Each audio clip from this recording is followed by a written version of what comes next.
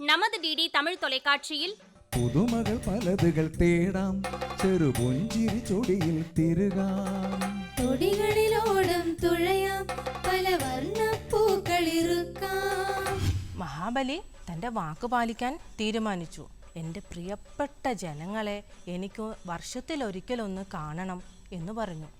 അങ്ങനെ എല്ലാ വർഷവും ചിങ്ങമാസത്തിലെ തിരുവോണ നാളിൽ നമ്മുടെ മഹാബലി നമ്മളെ കാണാനായിട്ട് എത്തുന്നുണ്ട്.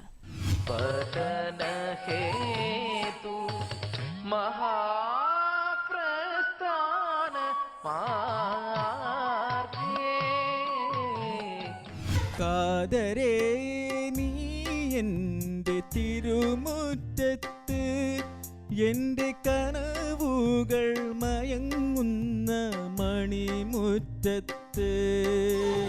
കണ്ടില്ല കേട്ടുമില്ല ദേവിയല്ലറിക.